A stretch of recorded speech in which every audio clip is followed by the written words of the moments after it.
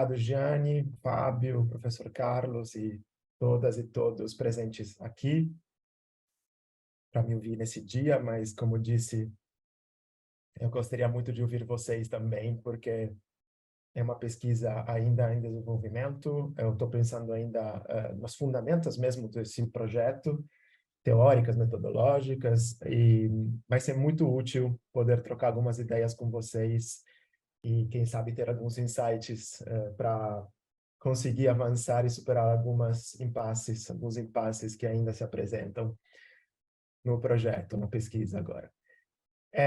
O que eu vou tratar aqui, a gente escolheu um título bastante amplo, eu vou aproveitar para começar a compartilhar a tela, vocês me dizem se vocês estão vendo. A gente testou antes, deu certo, portanto não deve haver muito problema.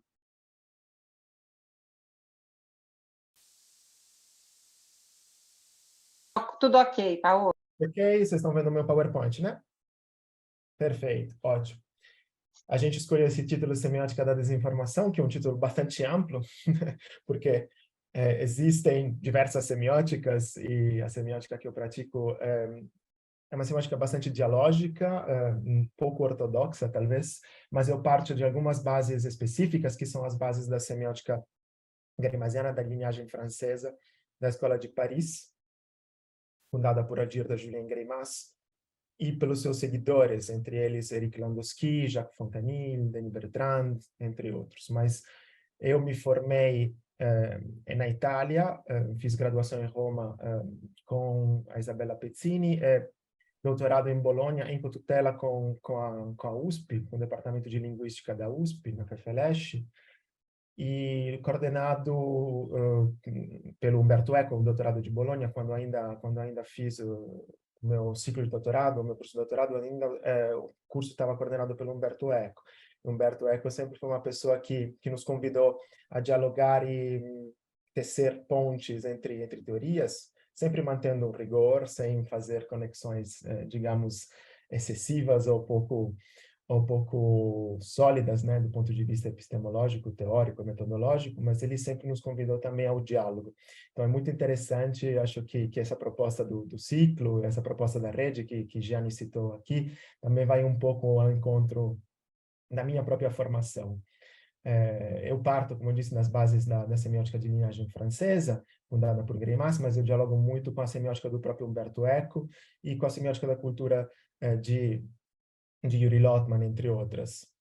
E o que eu vou fazer aqui hoje, os meus objetivos, é apresentar uma pesquisa que, como eu disse, está ainda em fiere, né? Está ainda se desdobrando, né? Se desenvolvendo, que tem como fim a construção, diria assim, com base na semiótica discursiva de Greimas e de seus seguidores, de um arcabouço teórico metodológico para a compreensão e análise do discurso desinformativo, que seja suscetível de auxiliar, por um lado, pesquisadores de outras áreas que abordam o fenômeno de ângulos diversos, e é muito interessante que aqui tenha pessoas e colegas da área da ciência da informação. Estou muito curioso de ouvir vocês também, para saber o que vocês acham até da aplicabilidade dessas categorias que eu venho construindo.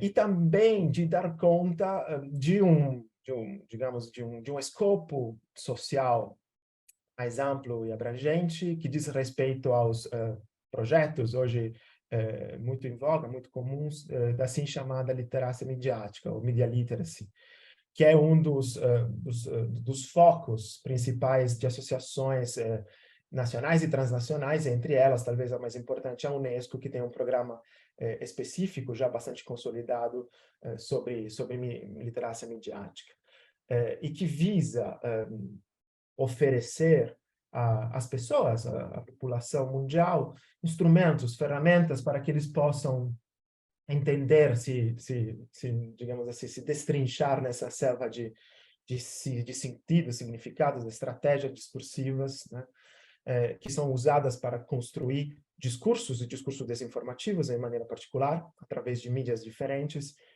de maneira que eles tenham, digamos, uma consciência das linguagens que são utilizadas, das escolhas semióticas que são mobilizadas para construir esse discurso, e saber quando essas são utilizadas não apenas para dizer a verdade, mas, sobretudo, para dizer o falso, para enganar, para construir discursos desinformativos, de modo geral.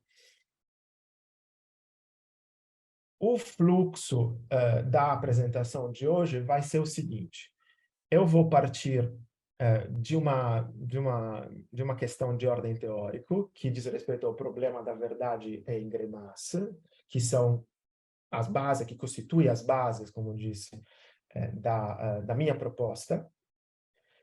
Vou discutir sobre duas estratégias específicas que derivam desses pressupostos teóricos que vou apresentar inicialmente, que Greimas chama de camuflagens objetivante e subjetivante, e que, por sua vez, estão associadas a específicas estratégias e aparatos, diria, de enunciação, ou seja, de colocação de algumas categorias, principalmente de atores, tempos e espaços, no discurso. Eu vou explicar tudo isso direitinho, então não se preocupem se vocês não conhecem bem esse vocabulário, o léxico da semiótica greimasiana. Eu vou tentar fazer algo bem simples.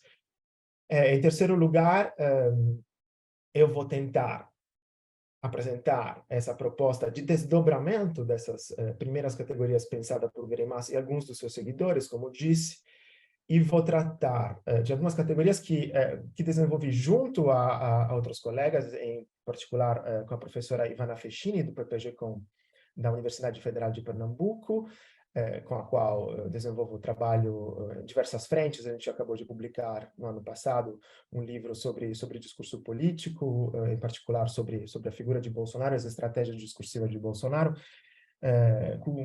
cujo último capítulo, aliás, é dedicado à retórica da desinformação em Bolsonaro, e abordada a partir de um diálogo entre a semiótica discursiva e a retórica clássica. A gente tentou analisar as estratégias argumentativas e a mobilização de figuras retóricas, muitas vezes, de argumentos utilizados por Bolsonaro durante a pandemia, para produzir enunciados falsos, na maioria das vezes falsos, ou distorcidos, para usar algumas das outras etiquetas utilizadas hoje em dia pelas agências de checagem, por exemplo, né?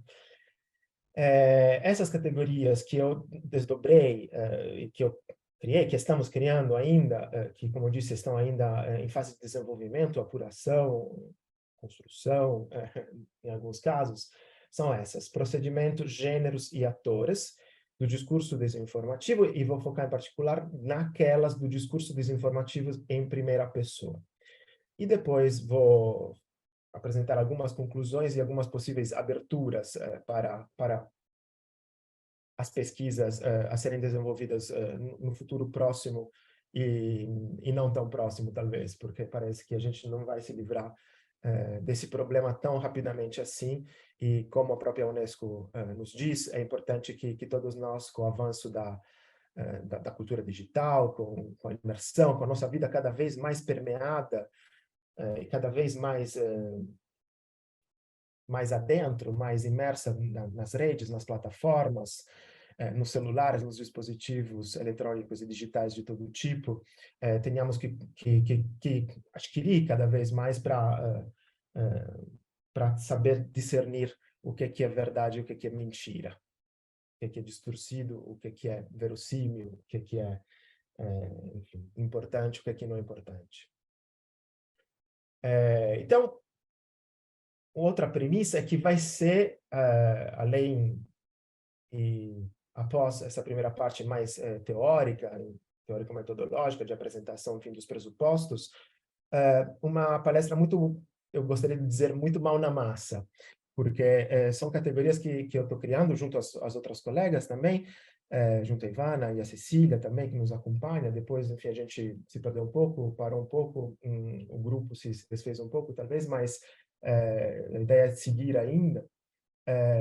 Categorias que possam ser aplicadas por outros pesquisadores e possam também servir como bases em projetos de literacia midiática, ou seja, que seja algo simples, fácil de entender e que possa servir justamente para que outros possam se competencializar diante do bombardeio de desinformação ao qual a gente está exposto todos os dias.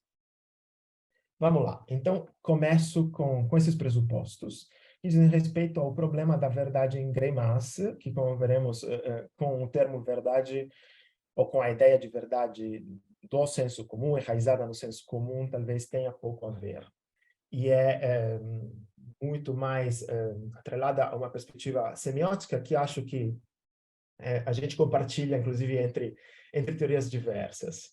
Eu estou plenamente ciente, conhecendo um pouco de persa, eu não sou um especialista em persa, nem um pouco, mas eu estudei um pouquinho em diversos momentos da minha carreira, e gosto muito, eu tenho um grande como se diz, apressamento, não sei se diz, me perdoe, às vezes vem alguma palavra que é traduzida literalmente do italiano e não soa tão bem em português, só mais um pouco italianizada ainda, apesar de tantos anos no Brasil, tem um pouco dessas questões, então me perdoem.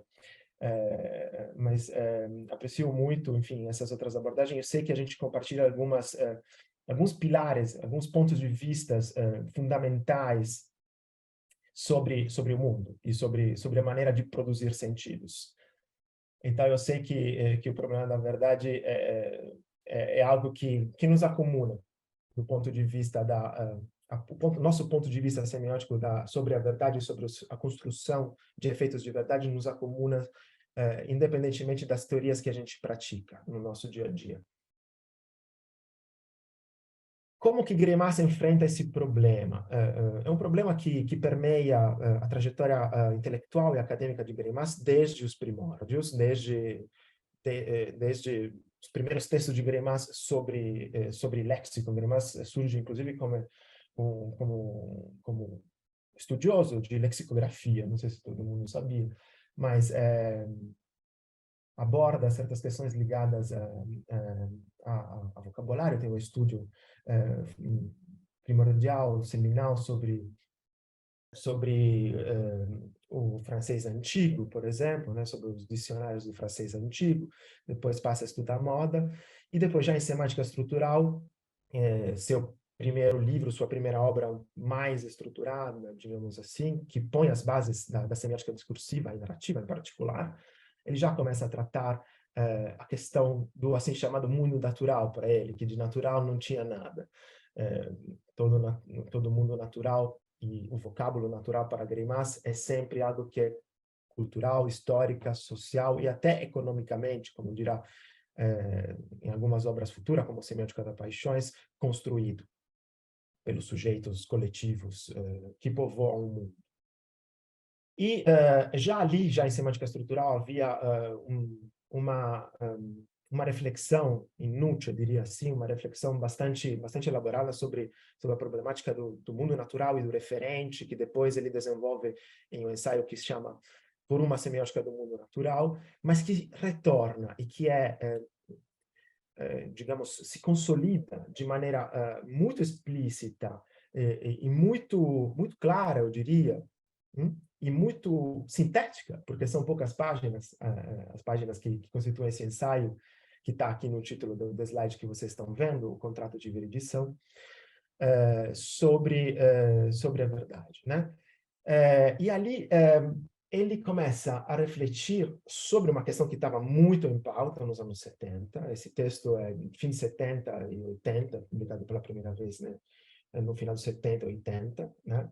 Essa versão que eu estou utilizando é a versão de 80, mas que começa a pôr, estava dizendo, me perdoe, as bases para repensar o problema do referente, além, digamos, das modas acadêmicas em voga naquele momento, como, por exemplo, filosofia analítica ou outras, né, que abordavam a verdade a partir de outros pontos de vista, e a questão do referente externo à linguagem, a língua natural principalmente, mas as linguagens de modo geral, a partir de outro ponto de vista, que para Greimas eram excessivamente essencialistas, eu diria.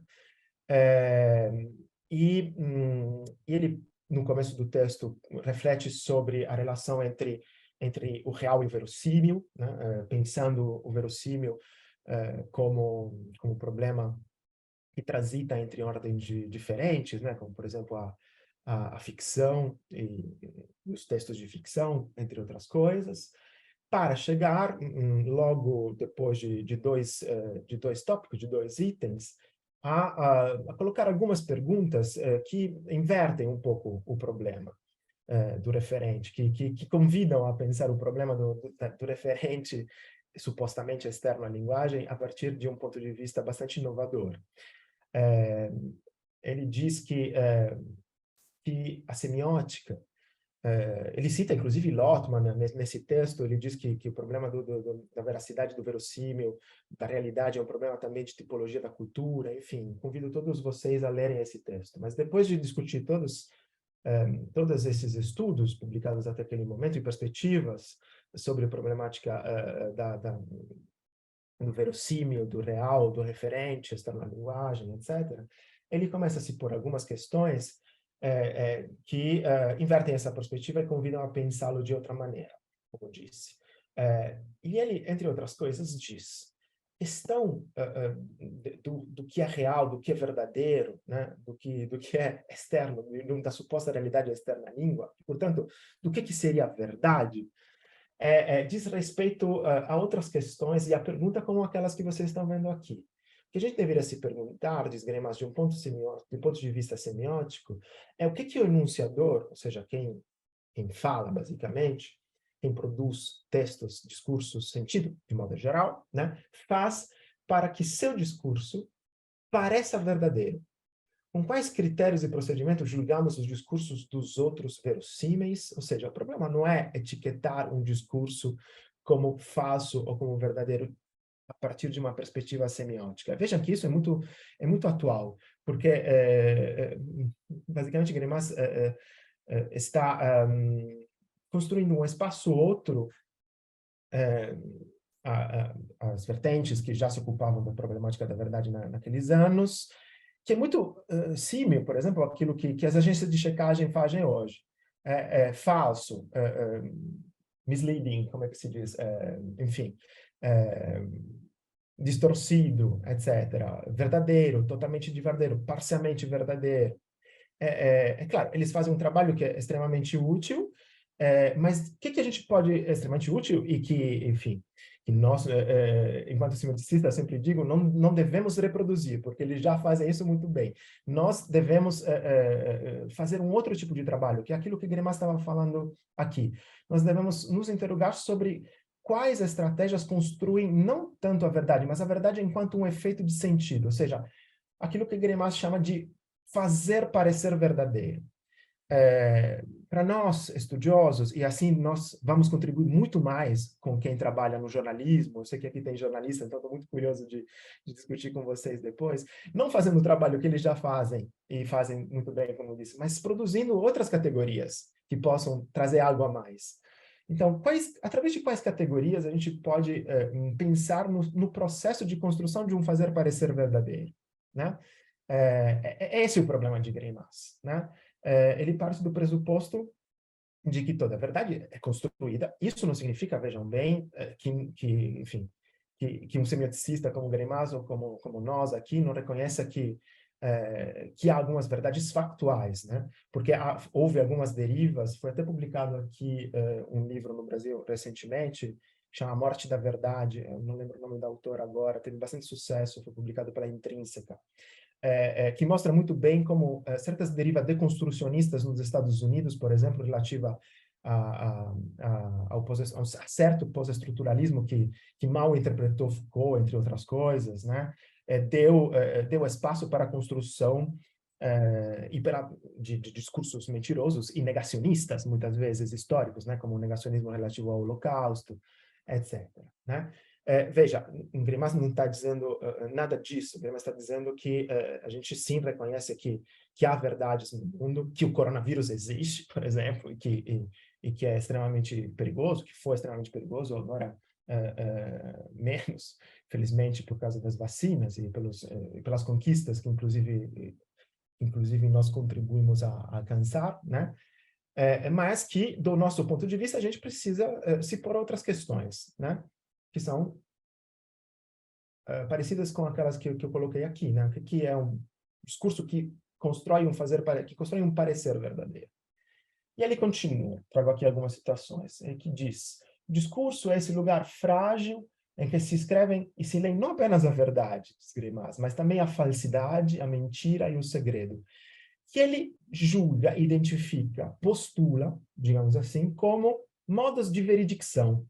Ele deixa de falar em verdade e começa a falar em veredicção, usa esses termos, e mais ainda, melhor, diria, em modos de veredicção, resultante da dupla contribuição do enunciador e do enunciatário. Por que é importante como se diz, essa passagem do termo verdade para o termo veredicção e mais ainda para a expressão modos de veredicção, dos quais fazem parte, além da verdade, a falsidade, a mentira, o segredo.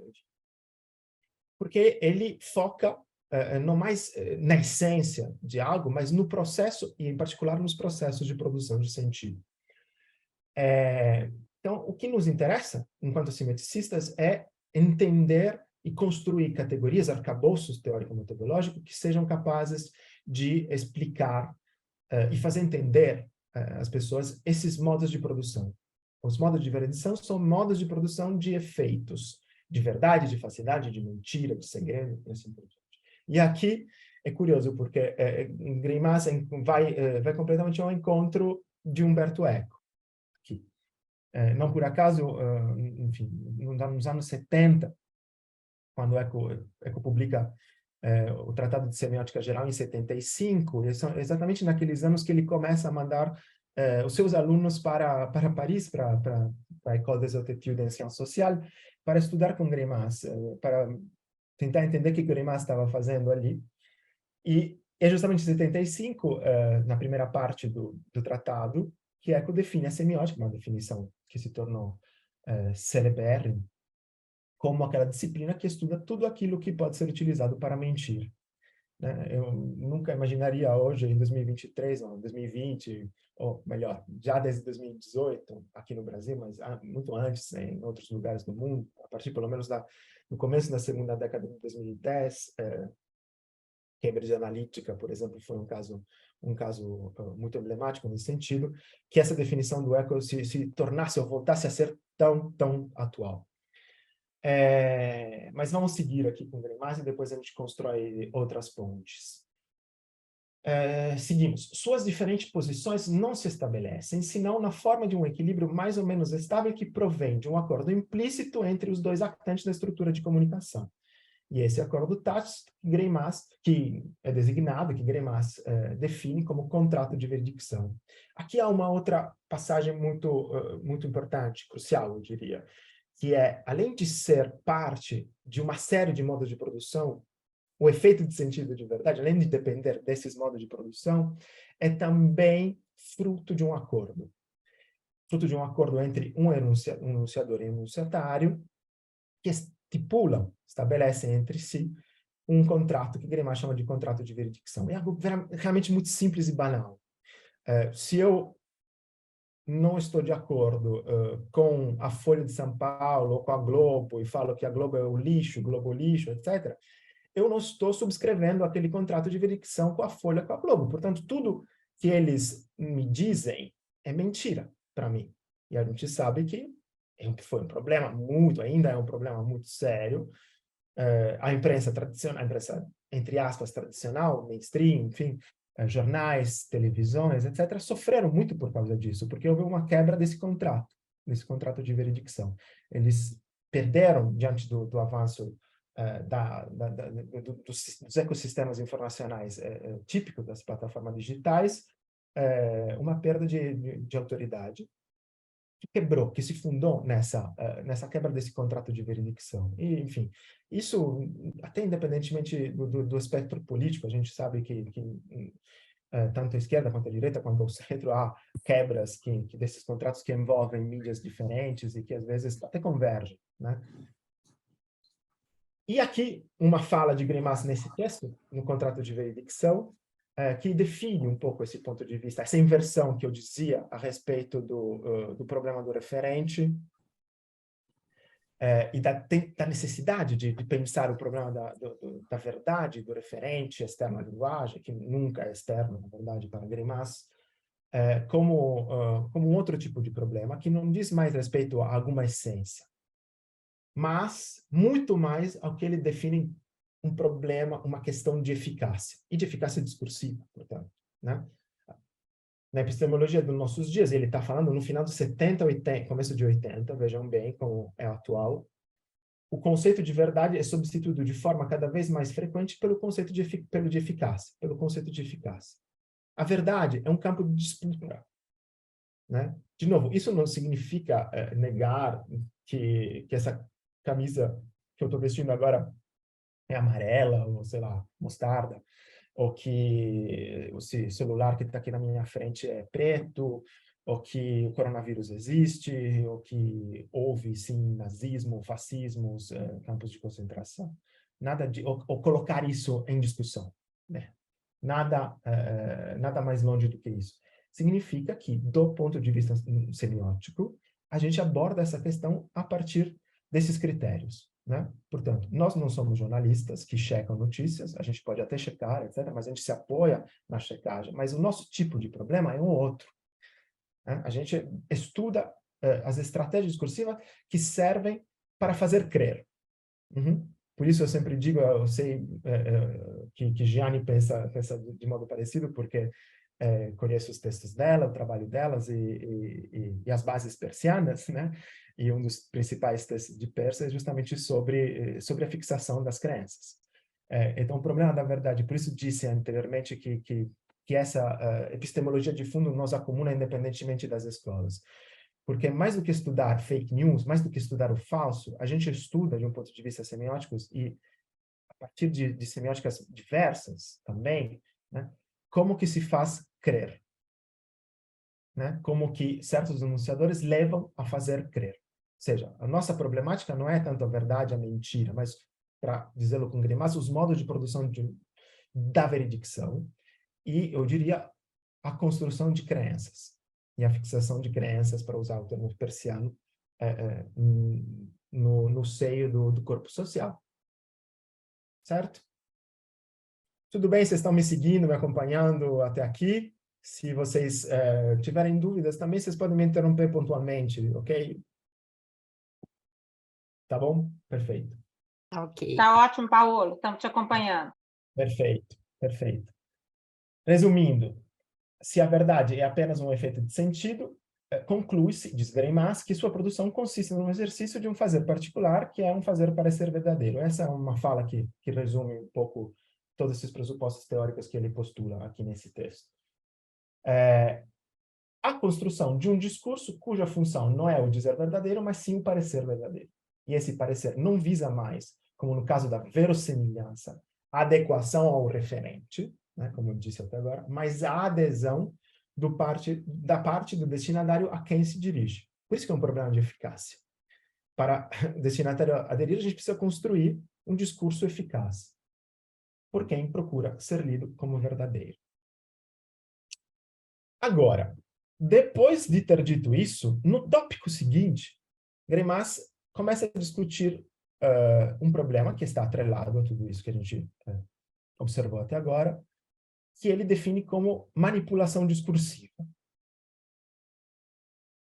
Se a verdade é um problema de eficácia, esse é um problema que diz respeito às estratégias que fundam o fazer parecer verdadeiro, com certeza há modos por trás desse fazer que são mobilizados para chegar a esse objetivo. E nesse texto, Greimas identifica dois modos específicos de produção de efeito de sentido de verdade, que ele chama de camuflagens, né? Uma é uma camuflagem que ele define de objetivante e a outra camuflagem subjetivante. Eu vou passar um detalhe em cada uma. Mas é curioso, ele define isso como camuflagem de maneira muito coerente com as suas premissas teórico-epistemológicas, né? Se a verdade, do ponto de vista semiótico, é um problema de discurso, de construção de crença, de fazer parecer verdadeiro, então todo enunciado, mesmo que ele diga a verdade, é uma camuflagem, de alguma maneira, ainda mais quando ele diz o falso. O que é uma camuflagem objetivante? Diz Greimas, para ser aceito como um verdadeiro, um enunciado, mas ele está dizendo aqui, está falando aqui a respeito de um enunciado construído com base na camuflagem objetivante, né? É aquele enunciado que procura parecer não o discurso de um sujeito, mas o puro enunciado das relações necessárias entre as coisas. E para isso apaga, tanto quanto possível, todas as marcas da enunciação. E aí ele dá um exemplo. Pode parecer até um pouco complexo aqui, mas é algo realmente muito simples. Ele dá esse exemplo. Um enunciado como a Terra é redonda, certamente pressupõe, como sabemos, eu digo que, eu sei que, eu estou certo de que a Terra é redonda. Né? Isso é um pressuposto teórico epistemológico básico da semiótica gramsciana sobre enunciação. Se há um enunciado, significa que houve alguém, enfim, pouco importa se humano ou não humano, pode ser uma inteligência artificial hoje, que disse, certo? Que foi responsável por esse ato de enunciação. Só que o enunciado como a Terra é redonda não manifesta esse eu, né? Ele diz simplesmente a Terra é redonda. Isso não impede, continua Greimas, que todo esse suporte enunciativo que insere o enunciado, justamente em conta tudo que eu falei até agora, no contexto de uma comunicação corriqueira, seja oculto para, a rigor, deixar transparecer apenas o impessoal. É verdade que a Terra é redonda, né? Para outros é verdade que a Terra é plana. E é interessante que eles se servem da mesma estratégia discursiva, né? Do mesmo uso do impessoal. Muito discurso sobre a Terra plana utilizam o impessoal, imitam um discurso científico, muitas vezes baseado no impessoal, e a gente vai ter maneira de aprofundar isso depois, né? Para criar um efeito de sentido, de objetividade, como diz Greimas aqui, né? Qual se espera que eu modalize o enunciado, claro, conferindo toda objetividade, né? Eu posso dizer, por exemplo, Paulo de Muro, nessa conferência, vou falar que a verdade é um efeito de sentido que busca, que se baseia em algumas estratégias discursivas que dizem respeito à camuflagem objetivante e subjetivante, né? Mas eu posso dizer também da seguinte forma: procura-se mostrar nessa conferência que a verdade é um efeito de sentido que se baseia na camuflagem objetivante e subjetivante. O que parece mais objetivo, mais verdadeiro para vocês, mais, como dizer, autorizado no sentido de uma fala autorizada? A gente vai falar sobre esse conceito depois. Provavelmente o segundo, né? Por isso que muitas vezes nos artigos científicos a gente usa, e principalmente nas ciências duras, isso hoje nas ciências sociais e humanas mudou um pouco, porque houve, principalmente no campo da antropologia, autores que questionaram esse tipo de escrita, né? Principalmente na escrita etnográfica, que era um tipo de escrita que tendia a objetificar o outro. Eu sempre dou esse exemplo, mas houve uma vertente da nova antropologia norte-americana, cujos maiores expoentes foram, entre outros, James Clifford, sim, também seguidor do Clifford Geertz, mas James Clifford e Marcus, que escreveram um livro muito importante nesse sentido, que chama Writing Cultures, né, onde eles abordam essa questão, inclusive dos pronomes utilizados na escrita etnográfica e do uso do impessoal, da escrita científica para a etnografia. É muito interessante para quem gosta de tratar dessas questões, né? Mas, diz Greimas, esse não é o único modo de produzir um efeito de sentido de verdade. Eu posso fazer crer, levar o meu destinatário a aderir ao meu discurso, lembrem que Greimas diz que busca a adesão, a partir de uma estratégia oposta, que é muitas vezes igualmente eficaz. O sujeito da enunciação, nesses casos, no caso dos enunciados que se servem da camuflagem subjetivante, se declara, ele se manifesta. No outro, ele se apagava. É verdade que procura se mostrar nesse texto, né? Nesse caso, não. Nesse caso, o sujeito da enunciação se coloca no enunciado. E, mais do que isso, ele se declara como um eu fiador da verdade. Mesmo quando sabemos que o eu instalado no discurso não é verdadeiramente um eu enunciador, né? Pode ser um narrador, por exemplo, né? Ao passo, e as fake news fazem muito uso desse tipo de discurso. Se a gente pensar em qualquer fake news, enfim, que circulou, depois a gente pode ver alguns exemplos, não, muitas vezes são artificialmente construídas, e aquele eu que fala eu no enunciado, eu estou aqui diante do meu hospital, a gente vai ver uma fake news exatamente assim depois. Estou aqui no hospital, Ronaldo Gazola, do Rio de Janeiro, não tem nenhum leito ocupado por Covid, eu me chamo Paulo, não sei quem, eu estou te falando isso. Essa pessoa nem existia. Nem tinha nenhuma ala do hospital ocupada, enfim, de leito de Covid, foi checado. E quem enunciou isso? Alguém que criou. Aliás, sobre o alguém que criou, eu vou fazer até uma propaganda de um episódio recente, não me lembro agora, depois eu posso passar, me lembrei agora, do podcast Radionovelo Apresenta, não sei se vocês conhecem, apresentado pela Calor Piras, acho que foi umas 3 semanas atrás, mais ou menos, 3, 4, não mais do que isso, onde ela entrevista um produtor de fake news, um criador de conteúdo falso, né? Um criador de conteúdo digital falso.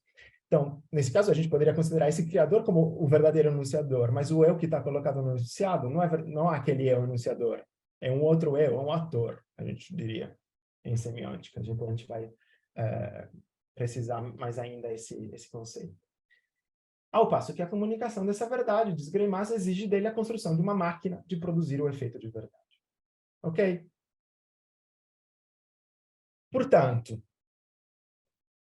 o que a gente percebeu daqui? Quem conhece talvez um pouco de semiótica greimasiana, mas mesmo quem não conhece, a partir da minha fala, já percebeu que a camuflagem e o objetivante e subjetivante são intimamente vinculadas ao que Greimas chama de aparato formal da enunciação. E, principalmente, a projeção no enunciado da categoria da pessoa. No caso da camuflagem objetivante, se opera um ocultamento, que Greimas chama, em termos técnicos, de debreagem enunciativa. Eu sempre me lembro dos conceitos em italiano e não faço confusão às vezes com os portugueses, né? Mas tudo bem. É aquela debreagem que oculta o sujeito da enunciação, típica do discurso científico. Procura-se mostrar nesse texto, né? Veja-se aqui como que é o discurso jornalístico, que é o discurso científico, enfim, depois a gente volta sobre isso. Enquanto no discurso da camuflagem subjetivante, a categoria do eu é projetada no enunciado. Eu hoje vou dizer para vocês a verdade sobre o coronavírus. Tem um eu aqui, né? E ambos produzem efeito de sentido de verdade. De maneiras opostas, mas muitas vezes, como disse, igualmente eficazes. Já que o problema é um problema de eficácia, aquele que a gente está discutindo aqui. Certo? Mas Greimas para um pouco aqui. E não desenvolve muito as possíveis categorias da manipulação discursiva, das camuflagens.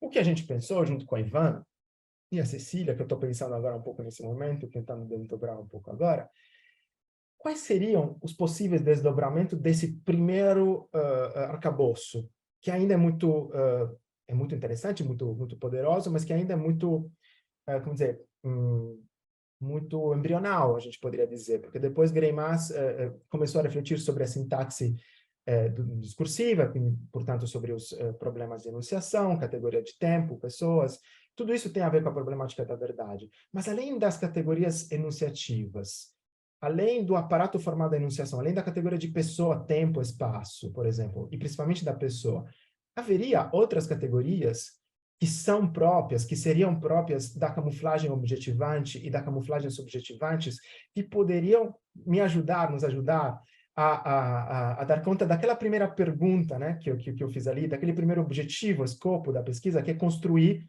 mão na massa mesmo, né, categorias aplicáveis, tanto por pesquisadores de outras áreas, quanto por quem trabalha nos projetos de traça midiática, né, que sejam capazes de explicar o funcionamento da linguagem do discurso desinformativo, dessa forma. A gente acredita que sim, e a gente está procurando fazer isso. A gente chegou a uma primeira proposta que inclui 3 categorias, 3 macro categorias, porque cada uma dessas categorias depois se desdobra em outras subcategorias. E a ideia é justamente essa, de construir um arcabouço interdefinido de conceitos que possam justamente ser utilizados para quem analisa o discurso desinformativo. E depois vou dizer por que isso, a meu ver, tenta preencher algumas lacunas que estão presentes no campo da comunicação, mas também no campo dos estudos sobre desinformação, talvez também em outras áreas, e que espero que eu possa contribuir, que a gente possa contribuir com isso. Essas 3 macro categorias que a gente está construindo inicialmente são essas. A gente tem uma quarta ali que tá ainda na gaveta, a gente precisa ir voltar, mas enfim, depois a gente pode talvez tentar discutir isso na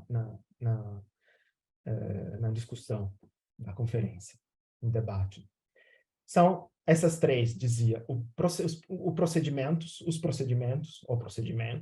os gêneros, né, e os atores, tanto da camuflagem quanto objetivante, quanto da camuflagem objetivante. Essas macrocategorias seriam próprias das 2 camuflagens. Do discurso desinformativo, construído tanto com base na camuflagem objetivante, quanto com base na camuflagem subjetivante. Então, seja a camuflagem subjetivante, seja a subjetivante, funcionariam mobilizando procedimento, gêneros e atores. Disso eu estou bastante certo, algumas questões, no que diz pelo menos respeito à camuflagem subjetivante, que é o tema mais específico, o foco mais específico de hoje, porque a objetivante a gente precisa ainda desenvolver. O que é um procedimento? O que são os procedimentos? Os procedimentos são aqueles mecanismos de construção da categoria de pessoa enunciador. E, mais do que isso, da sua relação, da relação do enunciador, com o enunciatário, operados por cada uma das 2 camuflagens, objetivante e subjetivante. Então, é o que a gente viu até agora. O uso do impessoal, por exemplo. O que são os gêneros? Vou voltar sobre cada um. O que são os gêneros? Os gêneros são tipos relativamente estáveis de enunciados que são determinados social e historicamente e empregados em cada esfera de utilização da linguagem. Aqui é gênero, segundo Bakhtin, gente, é gênero notícia, gênero romance, gênero autoficção, literário, enfim, que se desdobra também em subgêneros específicos, né? E assim por diante. Ok? Eu vou tentar explicitar um pouco melhor cada uma dessas questões. E os atores? O que são os atores? Para dizê-lo de maneira muito simples, os atores são os protagonistas dos enunciados subjetivantes e objetivantes. Vou dar essa definição mais ampla agora, mais geral, mais simples também, né? Para depois aprofundar esse conceito de maneira mais detalhada, teórica e metodologicamente. Ou seja, são aqueles tipos de personagens, pensem na ficção mesmo, quando falo em personagem protagonista, penso realmente na ficção, né? Tanto na literatura quanto na série de televisão, né? Que se manifestam ou não no enunciado, no discurso de modo geral. Quais seriam, então, tentando adentrar mais um pouco em cada uma dessas macrocategorias, os procedimentos das 2 camuflagens? Como eu disse, é algo que está em FIER, está sendo construído, portanto, não há certas correspondências, né? Em alguns casos tem um procedimento, no outro caso, na subjetivante tem 2, isso é porque a gente está ainda construindo isso, a gente trabalhou mais sobre as categorias e os procedimentos, os gêneros e atores da camuflagem subjetivantes. Da objetivantes ainda estamos fazendo isso. Então, qual que seria um procedimento da camuflagem subjetivante e objetivante? A gente já viu isso com Greimas, isso é a parte, digamos assim, mais fiel ainda ao projeto greimasiano inicial. No caso da camuflagem objetivante, o mecanismo de construção da categoria da pessoa, né, voltando aqui ao enunciador e sua relação com o enunciatário, seria o discurso impessoal, ou seja, o ocultamento do sujeito da enunciação no enunciado. Uhum. E olha, isso daqui vale pela linguagem verbal, mas também vale pelo visual, né? Apesar da gente não ter desenvolvido isso, né? Eu posso fazer, por exemplo, um vídeo selfie e falar aqui, olha, estou mostrando aqui para vocês como fazem hoje, né? Estou aqui mostrando para vocês, vejam aqui, né? Ou posso jogar um vídeo feito, né? Uma subjetiva, por exemplo, um discurso subjetivante típico da linguagem cinematográfica, né? Ou televisiva, ou até de certo jornalismo militante hoje em dia, né? De quem vai com o celular na mão mostrando quase em subjetivo. Ou posso mostrar, como no telejornalismo clássico, imagens supostamente objetivas, onde quem está filmando se oculta, né? Não se coloca ali, não fala, inclusive não tem uma voz off, né? Que é o caso do discurso impessoal, né? Procura-se mostrar, veja-se aqui, né? Ou em terceira pessoa, poderia dizer, não só em pessoa, até a terceira pessoa pode ser. O governo corta imposto sobre enfim, consumo. Quem está enunciando isso? Tá, Folha de São Paulo, talvez, etc. Mas no enunciado, sim, não tem eu estou dizendo que ouvi o Lula falar hoje e está dizendo que está cortando o imposto sobre consumo. Tá? É bem diferente. Governo afirma cortar imposto sobre consumo. É uma fala em terceira pessoa que teoricamente manifesta objetivamente uma verdade. Ok? E quais são os procedimentos típicos da camuflagem subjetivante? São o discurso em primeira pessoa e a interpelação. Eu vou tratar disso mais especificamente em detalhe depois. Os gêneros, como eu disse, os gêneros, aqueles tipos, né, de discursos, né, baseado em Bakhtin, né, que definem categorias estáveis dentro das quais a gente transita todos os dias, né? O gênero, por exemplo, de um post no Facebook, o gênero de uma mensagem de WhatsApp, o gênero e-mail, né? Que também dizem respeito ao universo cultural dentro da qual elas são mobilizadas e se colocam, né? Ok? Quais seriam os gêneros objetivantes, por exemplo? Os gêneros objetivantes, como já disse, por exemplo, seria o discurso científico, né? O gênero científico, que faz muito uso do pessoal, ou talvez o gênero jornalístico, em particular a nota, a notícia, né? Alguns. Quem está mais dentro do campo do jornalismo sabe muito melhor do que eu.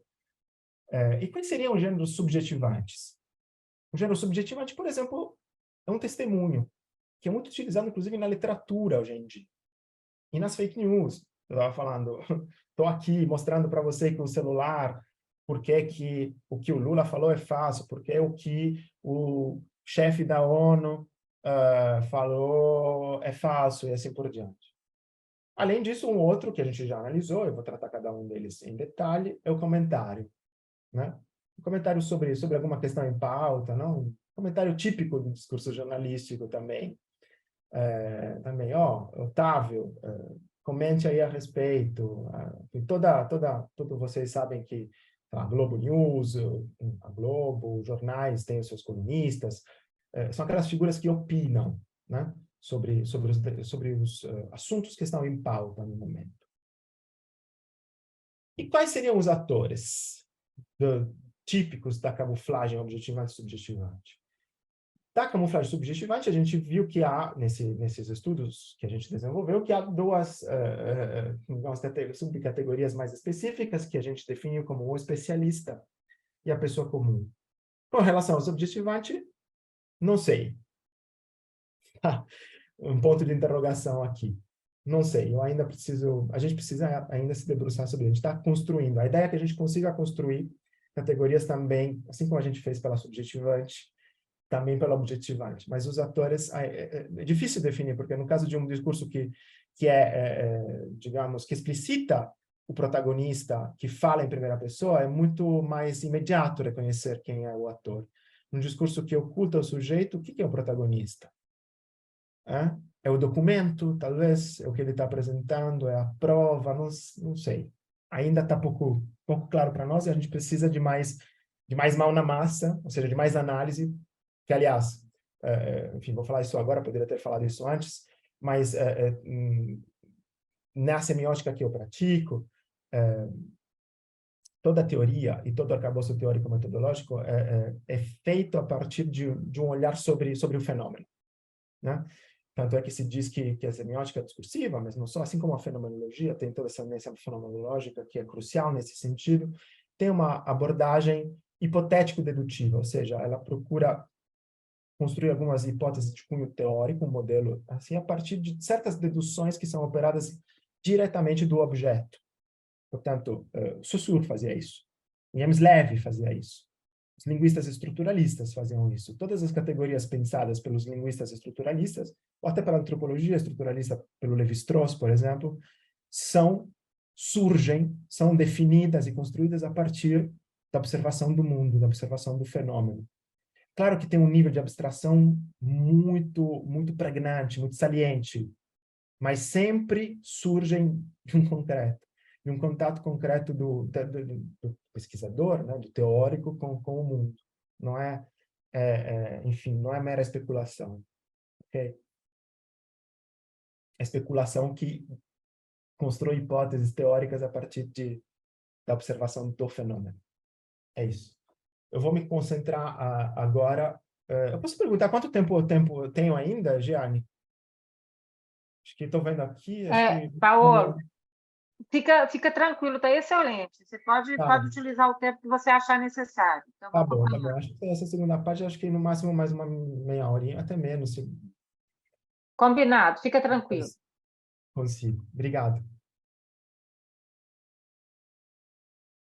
Então, o que a gente fez foi se concentrar, a partir de um corpus muito específico, eu já vou falar disso.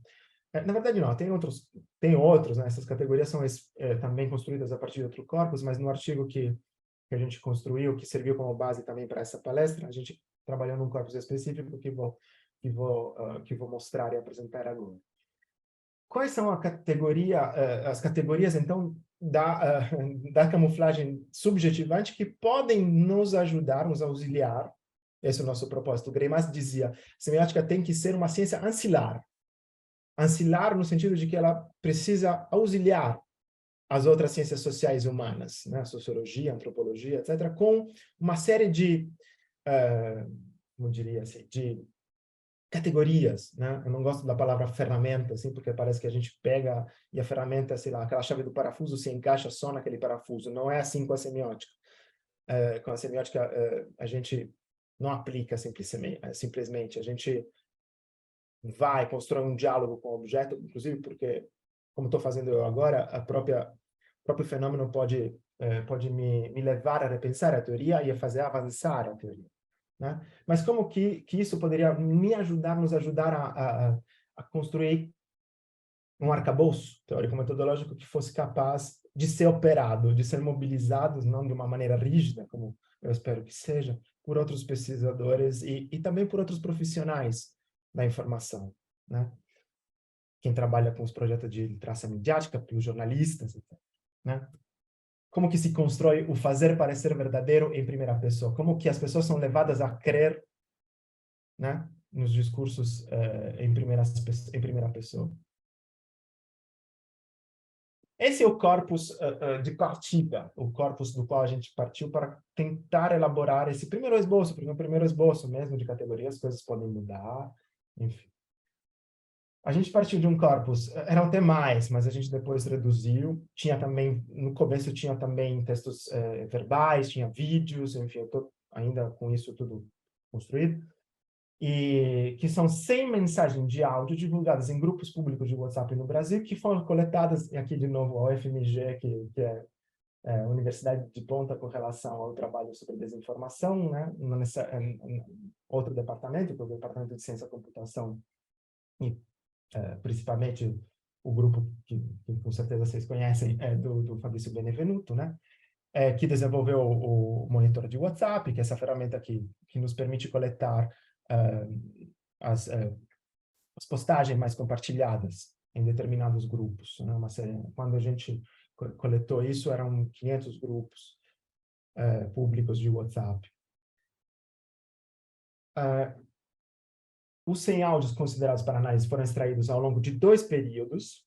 É uma pesquisa mais longa, mas que a gente publicou só ano passado. O primeiro artigo, os tempos acadêmicos, infelizmente, são um pouco longos, mas a gente tinha apresentado uma primeira versão desse texto na Composta de 2021, depois demorou, revimos, desdobramos, etc., e saiu ano passado. O primeiro bloco inclui os 50 áudios mais compartilhados entre 16 de março de 2020 e 15 de junho de 2020, ou seja, nos primeiros 3 meses, digamos, de pandemia, desde que se decretou o primeiro lockdown aqui, no Brasil, e não só no Brasil.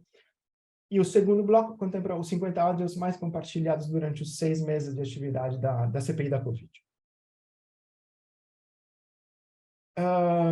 E a grande questão aqui era identificar quais diretrizes que deveriam ser trilhadas.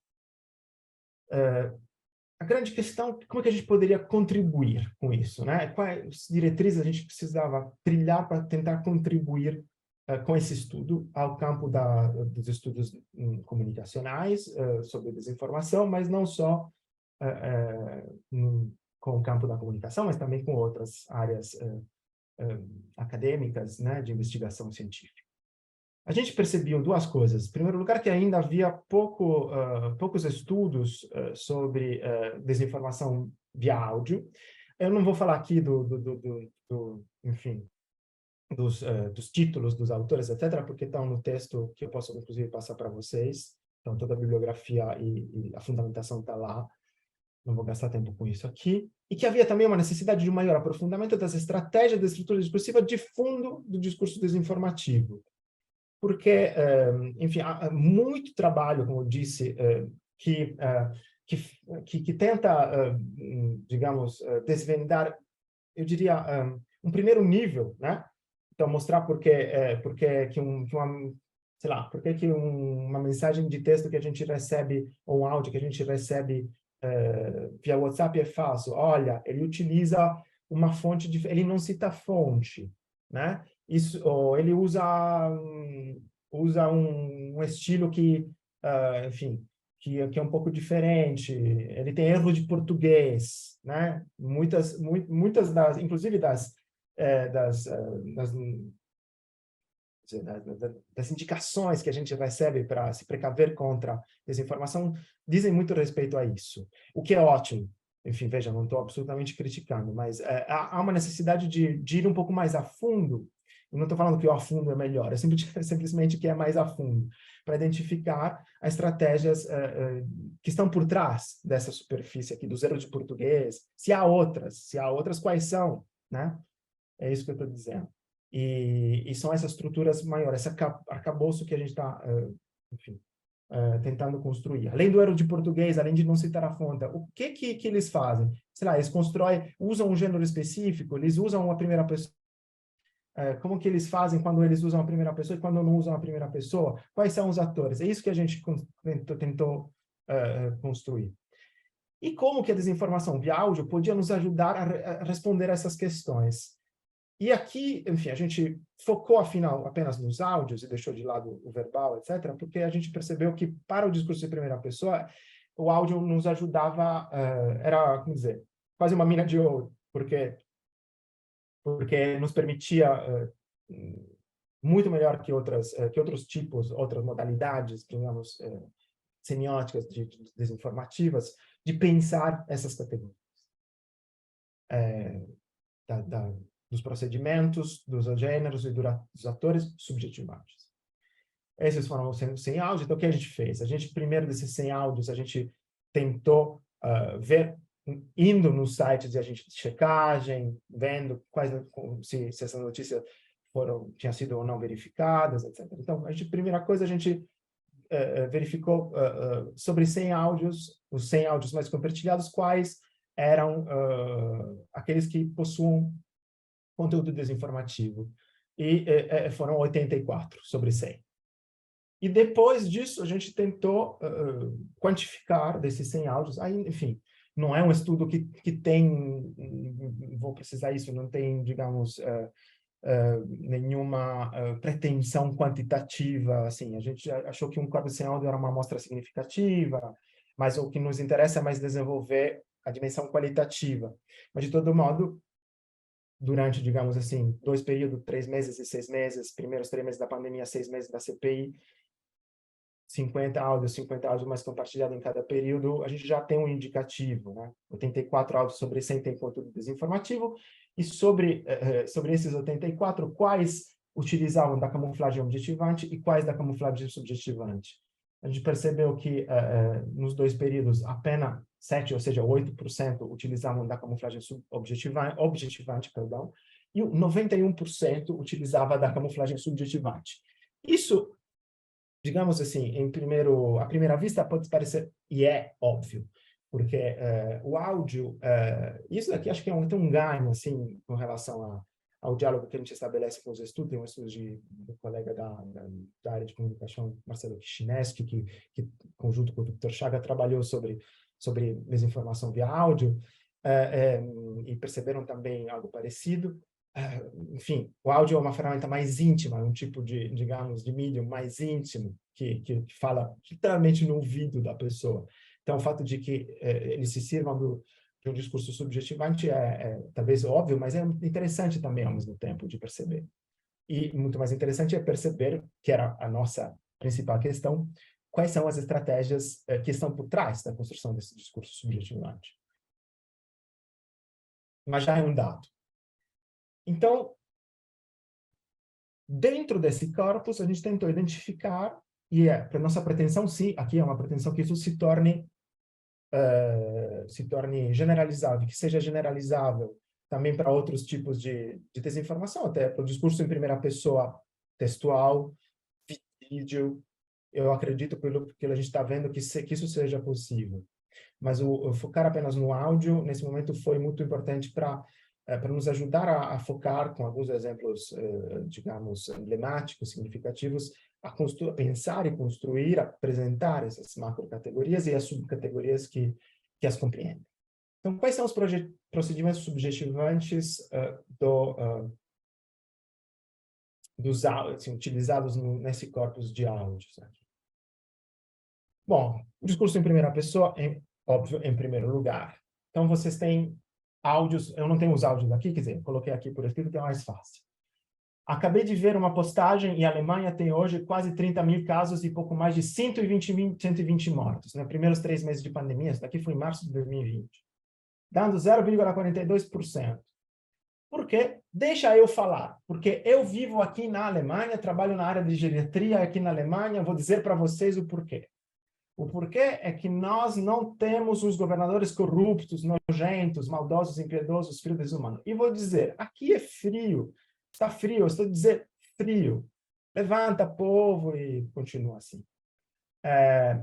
Vocês devem lembrar que no começo da pandemia tinha aquela briga entre Bolsonaro e os governadores, Dória principalmente, Witzel também, mas enfim. Foi nesse sentido que foi que essa pessoa, enfim, só para dar o contexto aqui, certo? Ela está falando em primeira pessoa.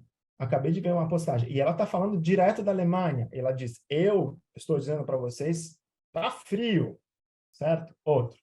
Faz dias que eu estou gritando, esse outro áudio. Que eu estou falando, realmente é mentira. A China está comprando tudo. Realmente não é mentira, desculpa. É mentira sim, mas ele diz que não é mentira. A China está comprando tudo aqui no Brasil. As emissoras de TV eu já sabia, mas agora é real, né?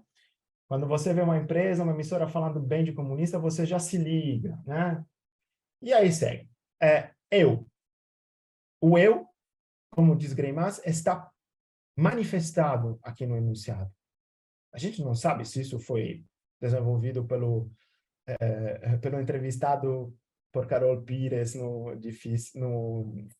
episódio do podcast Rádio Novela Apresenta, que era um desses produtores de fake news que circularam muito também durante a pandemia, mas pouco importa do nosso ponto de vista. Do nosso ponto de vista, cientificistas, preocupados com a questão da eficácia do discurso e do fazer parecer verdadeiro, é por que esse enunciado aqui, esse áudio aqui, convence, né? e convence, porque fala em primeira pessoa. E, enfim, vou mostrar porque, além do uso em primeira pessoa, do uso da primeira pessoa, há outras subcategorias aqui envolvidas, como testemunho, etc. Isso me dá a oportunidade, aliás, de mostrar que as categorias e as subcategorias não são estanques. Como já previsto pelo arcabouço teórico-metodológico da semiótica gramsciana, os conceitos são interdefinidos. O que nos interessa não é o conceito em si, mas como o conceito se relaciona e age e pode ser mobilizado junto com o outro. Se vocês pegarem um dicionário de semiótica de Gramsci, vocês vão ver que, na verdade, ele é mais uma enciclopédia do que um dicionário, porque todo verbete remete a uma série de outros verbetes, é uma rede. Não existe conceito. A interdefinição do conceito que, inclusive, define o controle que a gente tem sobre a teoria, de modo geral, quando a gente mobiliza a teoria para fazer análise, como nesse caso. Então, o que o discurso em primeira pessoa faz? Ele promove a elevação de uma suposta verdade individual à regra geral. Essa é a questão. O que eu posso dizer depois que eu vi que há esses enunciados que falam em primeira pessoa, cujo narrador, digamos assim, fala em primeira pessoa? Qual que é a consequência disso? Bom, a primeira consequência é que a gente está diante de uma elevação, de uma suposta verdade individual à regra geral. Veja que isso é algo que aconteceu e que acontece ainda hoje na política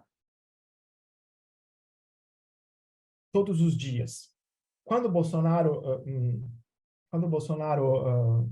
pegou Covid e disse, não me fez nada, se eu tive, não foi nada demais, o que ele fez? Ele elevou a sua verdade individual à verdade geral, a regra geral, ou seja, uma suposta verdade factual e objetiva que é válida, supostamente, para todos. Então é perverso. Essas são as estratégias de fundo que eu quero mostrar e das quais eu quero mostrar a perversão também, porque é muito poderoso. Isso, enfim, eu aposto, depois vou até perguntar, depois vão me falar.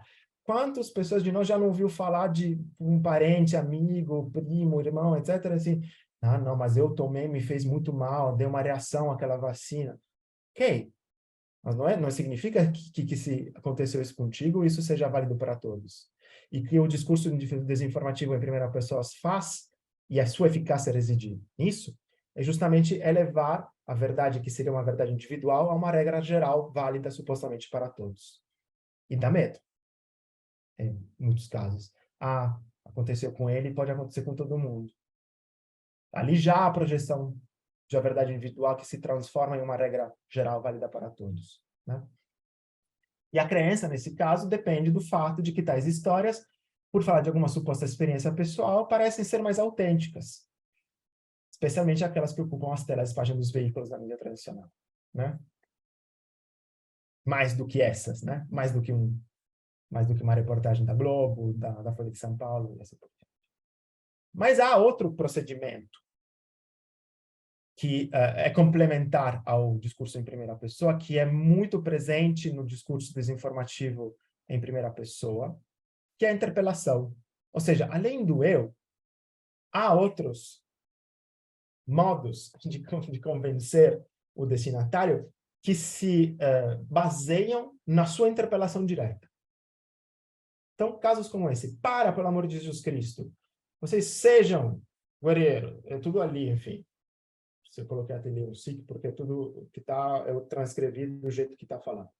Vocês sejam guerreiros, sejam valentes. Levantam a vossa bandeira, levantam o estandarte da nação. Reage, pelo amor de Deus. Reagem. Ela passa da segunda pessoa singular para a segunda pessoa plural, muitas vezes.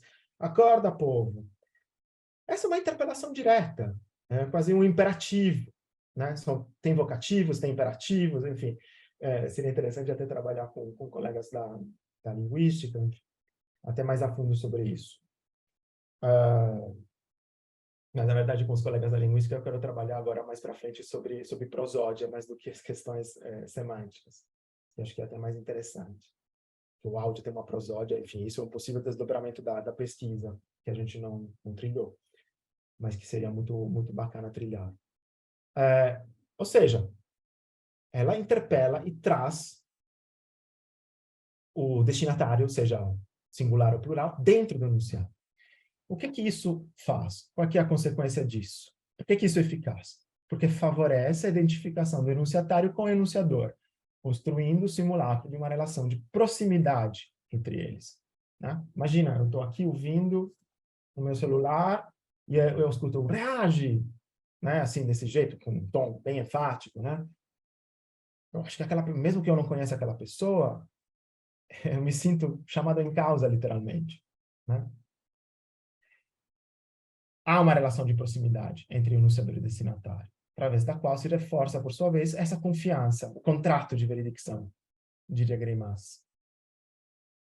Isso nos ajuda, inclusive, e essa é uma contribuição que, enfim, que pode ser útil também para quem trabalha com o discurso desinformativo. Esqueci de dizer, mas além dos exemplos sobre erro de português, etc., há muitos pesquisadores que trabalham desinformação dentro da análise de discurso crítica, que são que publicaram estudos muito interessantes, que já falaram de argumento de autoridade, de coisas que a gente fala aqui também, mas a gente quer contribuir mais com esses estudos. Então, muitos falam, nos estudos de desinformação, sobre assim chamado call to action, né?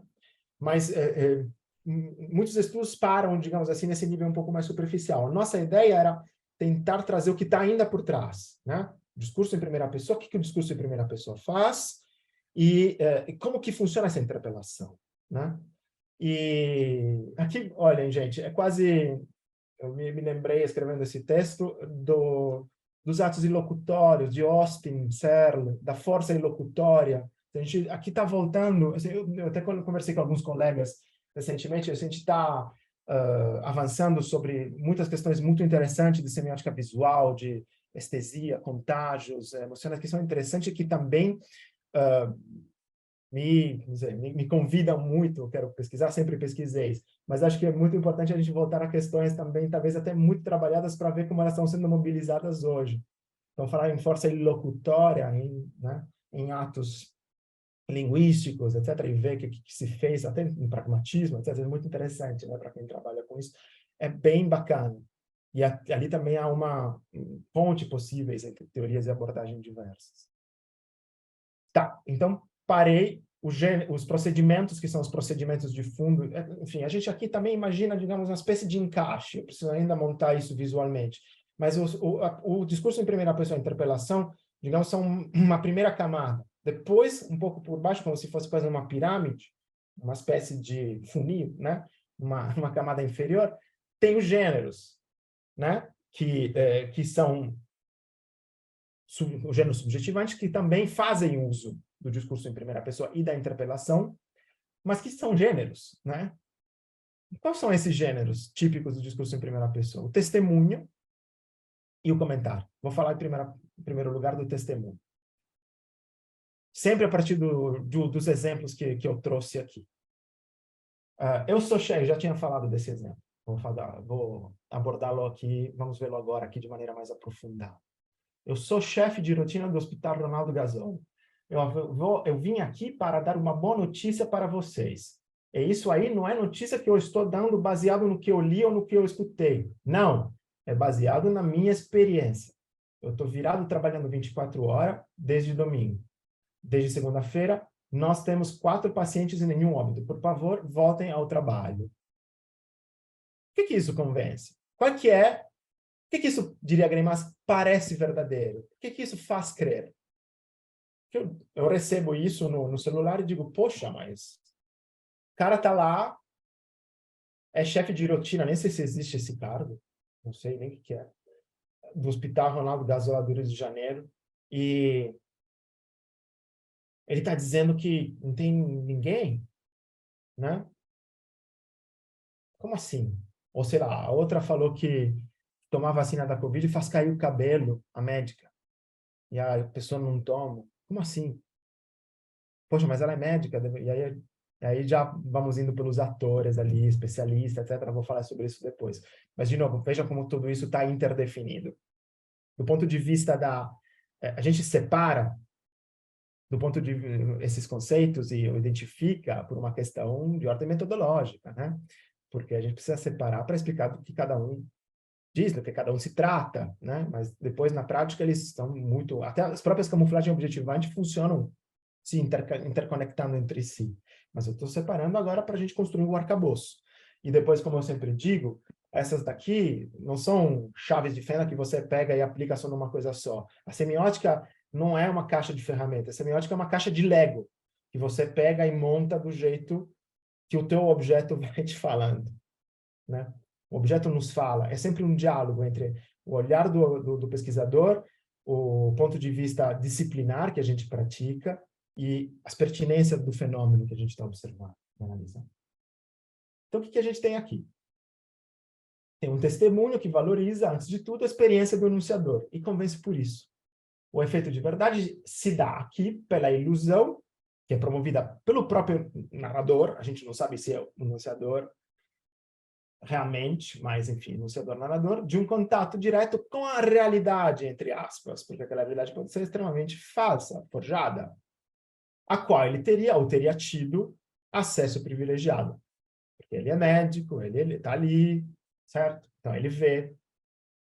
A desinformação é divulgada, é percebida como real e verdadeira porque aquele que enuncia afirma estar vendo ou ter visto com os seus próprios olhos.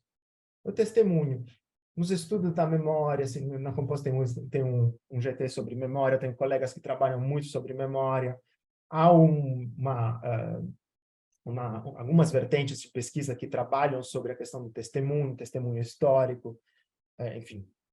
É um campo de pesquisa extremamente rico, inclusive, com o qual precisaríamos nos confrontar também.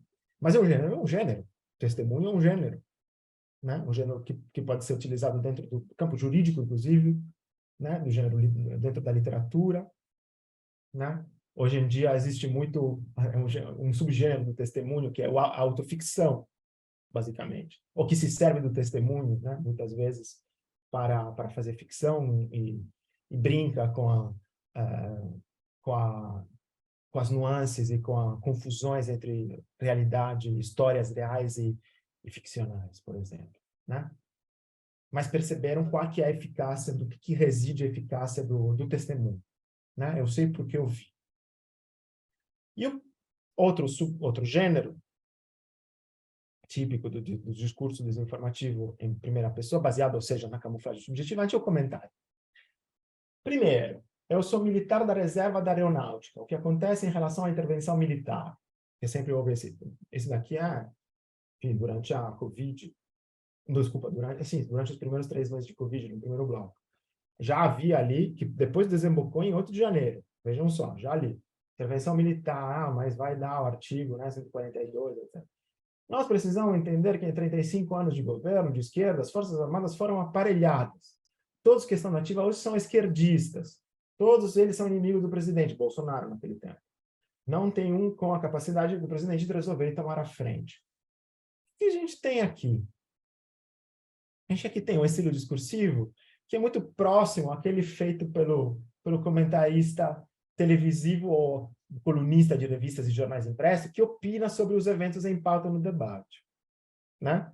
E está comentando sobre o assunto do momento. Então, o assunto do momento nos grupos de WhatsApp e Telegram era a intervenção militar. Deixa eu falar para vocês, né? Minha ideia, né, é essa daqui. Mas é uma ideia, como vai ver, que está atrelada a uma certa experiência. O que nos leva diretamente, questão da interdefinição dos conceitos, à problemática dos atores, outra subcategoria, né, da camuflagem subjetivante, que se desdobra, por sua vez, em outras 2 subcategorias que a gente identificou até agora. Isso não significa que não haja outras. Como eu disse, o estudo está em desenvolvimento, a pesquisa está em desenvolvimento. Que são, em primeiro lugar, o especialista, e, em segundo lugar, a pessoa comum. O especialista. O que é o especialista? O especialista é esse daqui. O militar da reserva, ele fala com cognição de causa. Mas posso dar outro exemplo. Oi, meu nome é Elder, sou médico. Temos medicações comprovadamente eficazes e muito conhecidas em epidemias virais. Ivermectina, hidroxicloroquina, azitromicina e assim por diante. Especificamente na epidemia de Covid-19, se essas drogas forem utilizadas de forma competente e ainda no início dos sintomas, o tratamento precoce, né? Na prática, teríamos redução drástica das internações e formas de doença. A gente sabe que não é exatamente assim, que não tem nenhuma comprovação científica, etc. Mas por que esse discurso em primeira pessoa convence?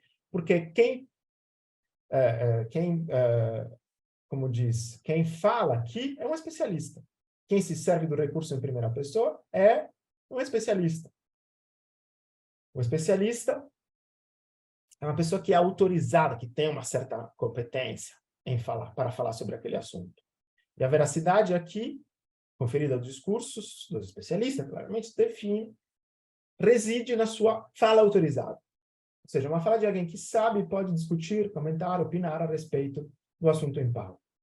É o velho, como já há muitos estudos da análise crítica do discurso que reclamam a retórica clássica apontaram, do argumento ad verecundiam, que é o argumento de autoridade, né? Típico da retórica clássica.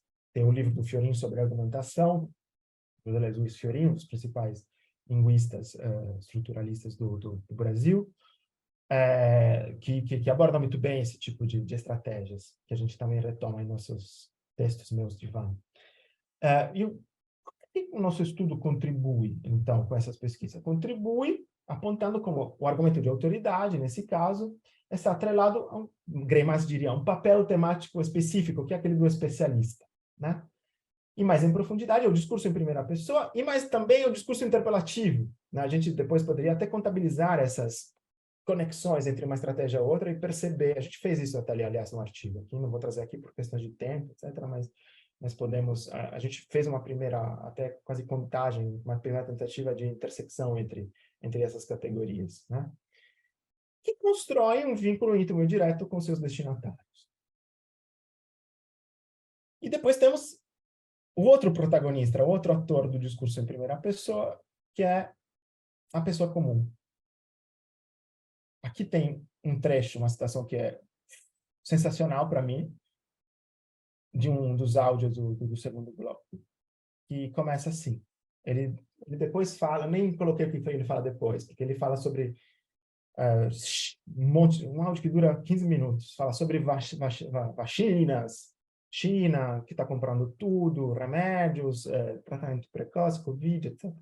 Mas ele começa assim: não importa quem eu sou, importa o que eu vou falar. É incrível isso, com relação a tudo que a gente está vivendo e viveu até agora. A questão da verdade que se define, que se sedimenta como senso comum, como crença no seio da sociedade, e aí pouco importa quem falou. Porque quando se enraizou, né, é dada, é o tal do diz que, né? É uma verdade anônima. É uma verdade que depende quer dizer, que vê como protagonistas, diríamos assim, as pessoas comuns, ou seja, aqueles narradores cuja credibilidade depende do seu anonimato, ou seja, do fato deles se apresentarem e serem como sujeitos comuns, ordinários, simples, autênticos, né? Tanto que a força da pessoa comum que se apresenta e que diz uma suposta verdade, que afirma ou desafirmar uma suposta verdade como enquanto pessoa comum, né? Depende de um ethos que está ancorado na sinceridade, na simplicidade, na espontaneidade, na emotividade. Como naquele caso do primeiro áudio que a gente viu daquela mulher que morava na Alemanha, que dizia: aqui está frio, gente, o vírus não está se espalhando, como é possível que lá no Brasil tem sol, né? E vocês estão com medo disso, isso é coisa de governador, antibolsonarista, etc. E aqui a gente tem um link, claramente, com a questão do discurso político, mais propriamente do discurso populista tão em voga nos últimos anos, né? Porque o pessoa comum que afirma aquela verdade popular, anônima, está reproduzindo a voz do povo contra as elites, né? O anônimo fala pelo povo. E é aqui que reside a eficácia de seu discurso. Em falar em nome do povo contra a academia, contra o jornalismo tradicional, contra a ciência, contra a Nature, contra as revistas, enfim, contra a Fiocruz, contra o Butantan, etc. Ok. Deu certo? Deu para entender até agora? Acho que eu vou parar por aqui. Eu vou concluir muito rapidamente, porque quero mais ouvir vocês agora, mas é claro que há possíveis desdobramentos sobre isso. A gente é apenas um esboço, a gente construir, mas a ideia é construir realmente um arcabouço mais sólido, na medida do possível, de teoria, teórico, metodológico, que seja operacional, seja suscetível de ser operacionalizado. O que me interessa é que isso seja, como disse, mão na massa, que pessoas de qualquer tipo envolvidas em projetos diversos, tanto na academia quanto fora, possam pegar essas categorias e construir cartilhas, como a gente fez com os erros de português, com a falta de fonte, é isso. Tá, é verdade, esse tipo de estratégias pode ser utilizada também para dizer verdade, né? Mas é muito importante, e acho que os projetos da Unesco sobre literacia midiática querem isso, saber como funcionam os discursos, e nós semioticistas servimos a isso, basicamente a semiótica serve a isso, para saber quando que se diz a verdade e quando se diz o falso, para saber quando que aqueles instrumentos e operações estratégicas que eu posso utilizar para dizer a verdade possam ser utilizadas, podem ser utilizadas, ou são utilizadas também para dizer o falso, ou distorcido, ou assim por diante, né? E haveria outros possíveis desdobramentos também, que dizem respeito, como eu disse, às questões, por exemplo, das emoções, né? Porque da estesia do contágio, dos áudios que falam, por isso que eu disse, seria muito interessante falar da prosódia, abordar todos esses problemas. Mas o que, nesse primeiro momento, me interessa é construir esse tipo de arcabouço, que parte das bases, para voltar ao começo da conferência, da semiótica discursiva gramsciana, desses pressupostos teórico-epistemológicos muito forte, né, da verdade enquanto problema de eficácia, o que não significa negar que exista um real, né, pelo contrário, mas significa focar, por outro lado, sobre como que se constrói um discurso que parece verdadeiro e por que esse discurso pode ser ou não eficaz e pode ou não levar a crer alguém com as mentiras mais estapafúrdias que muitas vezes circulam por aí. É isso, gente. Muito obrigado.